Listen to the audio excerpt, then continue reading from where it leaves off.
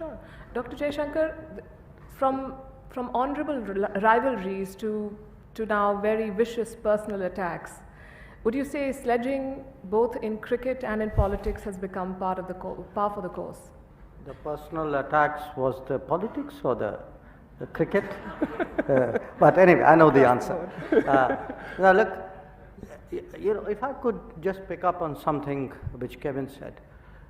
He spoke about sports, cricket specifically, as a way of bonding, of uniting.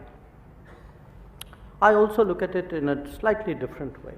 I mean, think of us, we're from the world of sports, from the world of politics, from the world of diplomacy, and what is common amongst the three of us? All of them are extremely competitive activities. So at the end of the day, sports or politics or diplomacy are ways of taking your competitive spirit into a particular domain.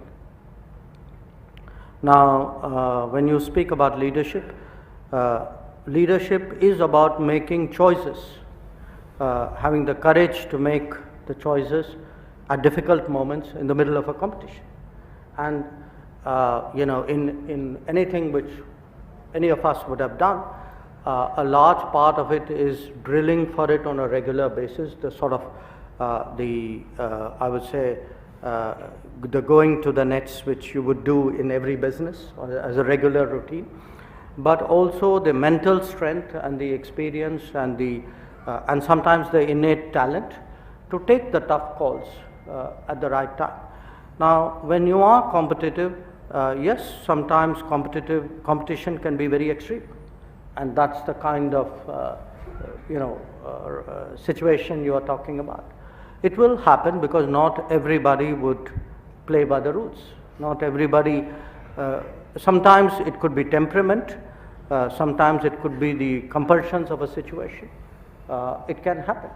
But I would say, in my own way of working, I think if I have colleagues in the room, they would bear me out. I often, in diplomacy or in strategizing, use cricket analogies. I would say I would take a particular match or a particular player and use that to get across to them that that's what I expect, or that's what I think we should do, or that's a kind of risk we should take.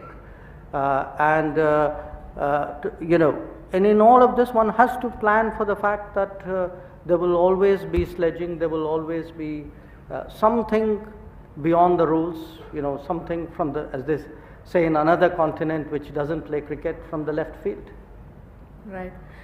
I want to quote from what Mike Pompeo recently said about you in his book. He called you, and I'm quoting, a professional, rational, and a fierce defender of his boss and his country. And since you believe in cricket analogies, with a captain like Prime Minister Modi, how do you really set your field? Do you play an aggressive game and close in on the batsman, or do you focus more on guarding the boundaries mostly?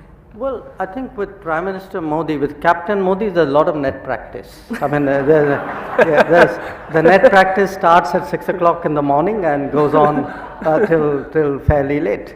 But again, there's also, and I'm sure Kevin would agree, I mean, if you have a particular bowler who you trust in or you've seen perform, you would give them the latitude.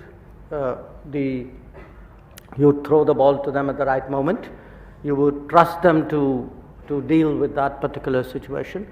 And I think in that sense, Captain Modi does give his bowlers a certain amount of freedom. I mean, he expects you to take that wicket if he gives you the chance to do it. But I would also say some of it is watching the difficult decisions being taken. Kevin was speaking about the pandemic. I mean, all of us, if we look back at the last 3 years, the decision to lock down was a very, very tough decision. But it had to be taken at that point of time, and if we now look back, what would have happened if we had not taken that decision? The decision to actually push the vaccines in the manner, the vaccine production in the manner in which it was done, because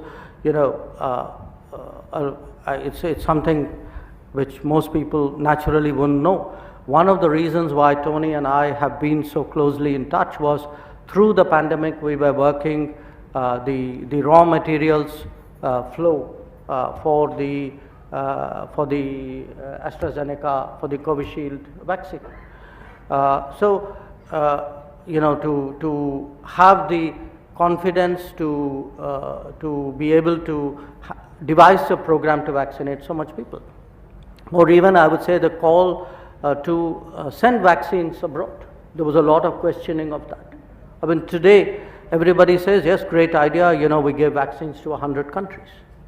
And it was a tough call, because at that time, remember, so to me, a lot of, whether it's sports, any competitive situation, is that willingness to take the difficult calls, stand by those calls, give your people the confidence that you will stand by them when they take the risks. This is all about competition and leadership.